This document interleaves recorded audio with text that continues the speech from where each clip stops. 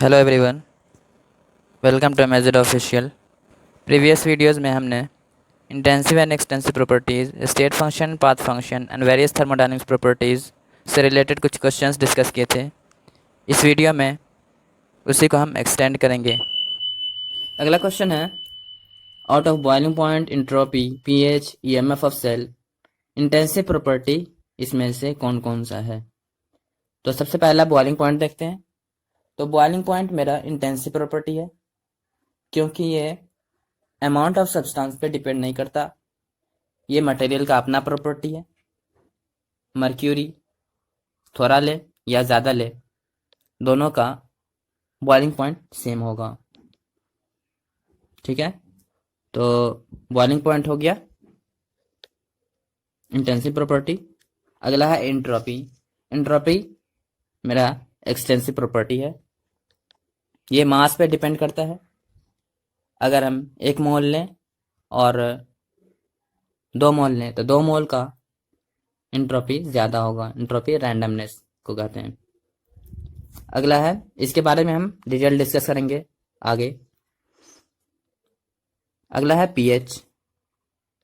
तो पीएच मेरा intensive property है। क्यों? क्योंकि ये अमाउंट ऑफ सब्सटेंस पे डिपेंड नहीं करता। एक गिलास कोई सॉल्यूशन ले या एक बकेट ले ले, दोनों का पीएच सेम होगा। ये अमाउंट ऑफ सब्सटेंस पे डिपेंड नहीं करता, इसलिए ये इंटेंसिव प्रॉपर्टी होगा। तो अभी तक ये इंटेंसिव प्रॉपर्टी है, ये इंटेंसिव प्रॉपर्टी है। अगला है ईएमएफ ऑफ सेल। तो ईएमएफ क्या है? इंटेंसिव प्रॉपर्टी है, क्योंकि ये साइज से इंडिपेंडेंट। अगर हम किसी एक टाइप का सेल ले तो उसका वोल्टेज सेम होगा, चाहे उसका साइज कितना ही बड़ा हो। इसलिए EMF of cell intensive property होगा। एक फिक्स टाइप ऑफ सेल के लिए सेम वोल्टेज रहेगा, इसलिए ये इंटेंसिव प्रॉपर्टी है। तो इसका आंसर हो गया पहला, तीसरा एंड चौथा। तो आपका आंसर ये होगा। इंटेंसिव प्रॉपर्टीज ने पूछा था। अगला क्वेश्चन है, predict total number of intensive properties. ठीक है, सबसे पहला है फ्री एनर्जी। तो फ्री एनर्जी मेरा एक्सटेंसिव प्रॉपर्टी है। आप ये याद रख लें कि किसी भी टाइप का एनर्जी हो, चाहे वो फ्री एनर्जी हो। फ्री एनर्जी में भी 2 टाइप होता है, Helmholtz free energy, Gibbs free energy.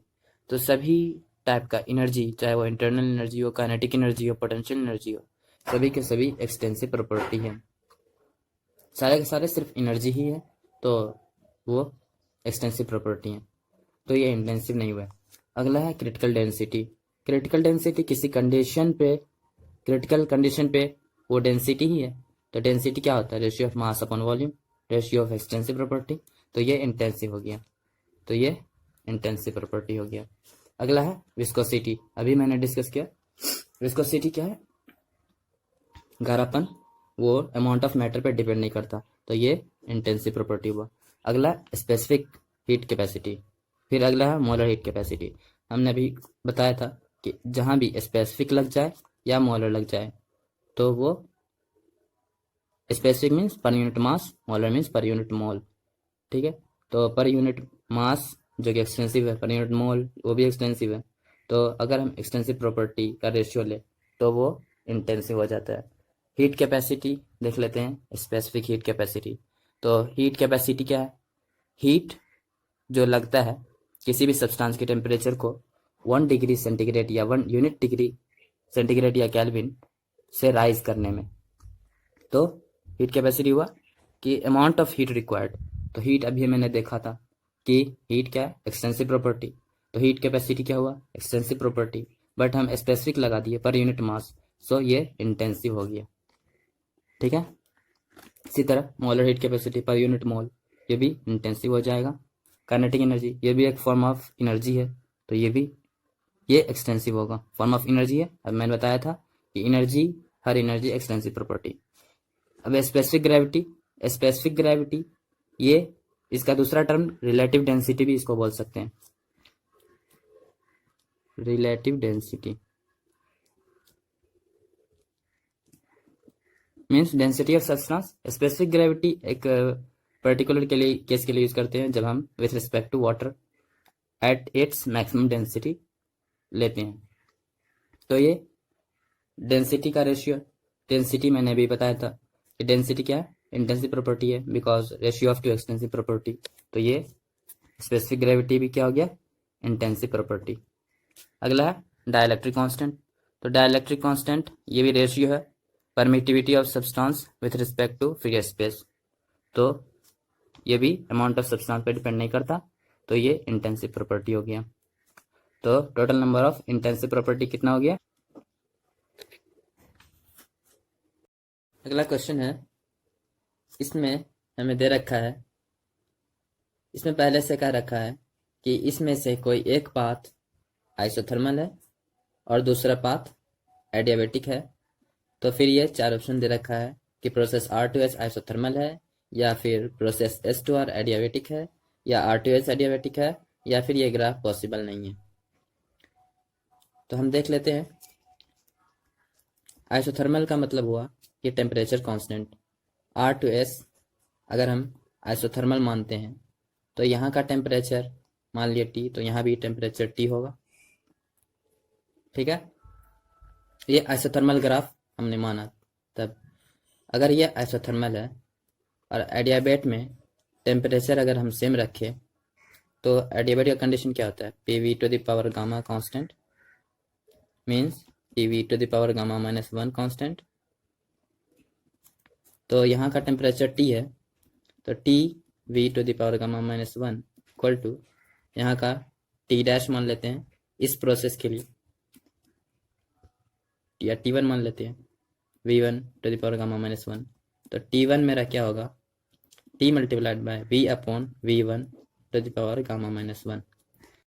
अगर हम एक्सपेंशन का केस लें तो फाइनल वॉल्यूम ज़्यादा होगा इनिशियल वॉल्यूम से, तो ये एक से छोटा हो जाएगा, एक से छोटा हो जाएगा। उसका पावर लेंगे कुछ भी तो वो एक से छोटा ही रहेगा, और टाइम से मल्टीप्लाई करेंगे टेम्परेचर से तो वो फाइनल टेम्परेचर कम ही होगा। तो ग्राफ कुछ इस तरह बनेगा। अगर हम एक्सपेंशन का केस लें तो अगर ये आइसोथर्मल है तो एडियाबेट का ग्राफ कुछ इस तरह होगा। ये टेम्परेचर T, ये T, ये T1 मीन्स कुछ कम होगा। अगर हम कंप्रेशन का केस लें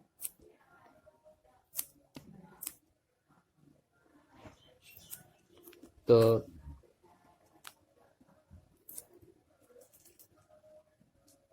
अगर ये आइसोथर्मल होगा तो एडियाबेट का ग्राफ ये होगा, T1। मैंने इससे पहले यही बताया था कि एडियाबेट का ग्राफ ज़्यादा स्टीपर होता है, तो मीन्स पानी अगर डाले तो वो बहुत जल्दी, मतलब उसका स्लोप ज़्यादा होगा, गामा टाइम्स स्लोप ज़्यादा होता है एडियाबेट का। तो ये एडियाबेट होगा और इसमें ये एडियाबेट होगा, ये वाला। ठीक है, सो ये ग्राफ पॉसिबल नहीं है, तो इसका आंसर ये होगा। अगला क्वेश्चन है, which of the following properties of system are intensive. इसमें से इंटेंसिव प्रॉपर्टी चूज करना। सबसे पहला है कलर। कलर तो वो अमाउंट ऑफ सब्सटेंस पे डिपेंड नहीं करता, वो थोड़ा से लो या ज़्यादा लो उसका कलर सेम रहेगा, मीन्स ये इंटेंसिव प्रॉपर्टी है। अगला है काइनेटिक एनर्जी। मैंने पहले बताया था कि हर टाइप का एनर्जी, चाहे वो काइनेटिक एनर्जी हो, इंटरनल एनर्जी हो, फ्री एनर्जी हो, हर टाइप का एनर्जी वो एनर्जी ही है, इसलिए वो अमाउंट ऑफ सब्सटेंस पे डिपेंड करता है, इसलिए वो एक्सटेंसिव प्रॉपर्टी है। ये नहीं होगा, ये x बराबर u प्लस एच। यू क्या है, इंटरनल एनर्जी, h क्या है, इंथैल्पी। दोनों एक्सटेंसिव प्रॉपर्टी है, दोनों का सम भी एक्सटेंसिव होगा। ठीक है, ये नहीं होगा। अगला है स्पेसिफिक वॉल्यूम। यहाँ स्पेसिफिक लगा, वॉल्यूम एक्सटेंसिव प्रॉपर्टी है, स्पेसिफिक लग गया मीन्स पर यूनिट मास, तो ये क्या हो गया, इंटेंसिव हो गया। तो इसका आंसर ए और डी हो गया। अगला क्वेश्चन है, among the following the state functions are, means इसमें state function and path function categorize करना है। तो हम पहले ही बता चुके हैं कि work, heat and heat capacity our path functions, इसके अलावा जो भी है वो स्टेट फंक्शन। तो यहाँ पे reversible expansion work, irreversible expansion work, ये दोनों वर्क ही है। रिवर्सिबल एंड इरिवर्सिबल के बारे में बाद में बात करेंगे। इसके अलावा ये है इंटरनल एनर्जी, उसके अलावा जो भी है मोलर एंथैल्पी, ये दोनों स्टेट फंक्शन होगा। तो स्टेट फंक्शन कौन हुआ, ए एंड डी, ये दोनों वर्क एंड वर्क दोनों पाथ फंक्शन होगा। अगला क्वेश्चन है, among the following intensive properties are, means ये 4 ऑप्शन दिए हुए हैं, इसमें से हमें कौन सा इंटेंसिव है कौन सा एक्सटेंसिव प्रॉपर्टीज है चूज़ करना है। पहला है मेरा मोलर कंडक्टिविटी। तो मोलर कंडक्टिविटी मेरा इंटेंसिव प्रॉपर्टीज़ है, बिकॉज हमने ये फिक्स कर दिया है कि कंडक्टिविटी 1 मोलर सॉल्यूशन का, तो 1 मोलर सॉल्यूशन हमने कंसंट्रेशन फिक्स कर दिया है, तो ये अमाउंट डिपेंडेंट प्रॉपर्टी नहीं हुआ, इसलिए ये इंटेंसिव प्रॉपर्टीज़ होगा। अगला है ईएमएफ। ईएमएफ मेरा इंटेंसिव प्रॉपर्टीज़ है, because irrespective of size of the cell voltage same होता है सेम टाइप ऑफ सेल के लिए। अगर सेम टाइप ऑफ सेल है तो वो उसका ईएमएफ सेम होगा इर्रेस्पेक्टिव ऑफ इट्स साइज़। सो ये इंटेंसिव प्रॉपर्टीज़ हुआ। अगला रेजिस्टेंस। रेजिस्टेंस मेरा क्या हुआ, एक्सटेंसिव प्रॉपर्टीज़, बिकॉज ये एडिटिव होता है इन केस ऑफ सीरीज़, तो ये एक्सटेंसिव प्रॉपर्टीज़ हो गया। अगला है हीट कैपेसिटी। हीट कैपेसिटी किसे कहते हैं, ये मेरा एक्सटेंसिव प्रॉपर्टीज़ है, बिकॉज हीट कैपेसिटी क्या है, amount of heat required to raise the temperature of an object और substance by unit degree centigrade और केल्विन, तो ये हीट को रिप्रेजेंट करता है, तो ये एक्सटेंसिव प्रॉपर्टी हुआ। अगला क्वेश्चन है, when a gas is compressed adiabatically reversibly the final temperature is, means एक गैस है उसे हम एडियाबेटिकली रिवर्सिबली कंप्रेस कर रहे हैं, तो इसके फाइनल टेम्परेचर के बारे में 4 ऑप्शन दिया हुआ है कि वो हायर होगा इनिशियल टेम्परेचर से, या लोअर होगा, या सेम होगा इनिशियल टेम्परेचर के, या डिपेंड करेगा रेट ऑफ कंप्रेशन पे। तो हम फॉर एडियाबेटिक कंडीशन हम इसका रिलेशन लिखते हैं टी टू द पावर गामा-1 इक्वल टू कांस्टेंट। तो हम मान लेते हैं इनिशियल कंडीशन पे टेम्परेचर T1 था, वॉल्यूम V1 था, और फाइनल कंडीशन पे T2 एंड V2, ठीक है।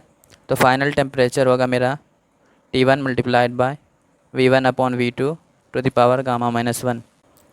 अब हमें क्वेश्चन में दे रखा है कि हमने फाइनली कंप्रेस किया है, तो फाइनल वॉल्यूम कम होगा इनिशियल वॉल्यूम से, सो V1 अपॉन V2 1 से बड़ा होगा, तो 1 से बड़ा होगा एंड पावर में गामा-1 है, तो गामा-1 को हम इस तरह लिख सकते हैं V1 अपॉन V2 की पावर, गामा को हम लिख सकते हैं 1 + 2 अपॉन F। F मेरा यहाँ क्या है, डिग्री ऑफ फ्रीडम, तो लिख सकते हैं T1 V1 अपॉन V2 की power 2 upon F। F monoatomic के लिए, for monoatomic degree of freedom क्या होता है 3 मोनोएटमिक, एंड 5 होता है डायएटमिक के लिए,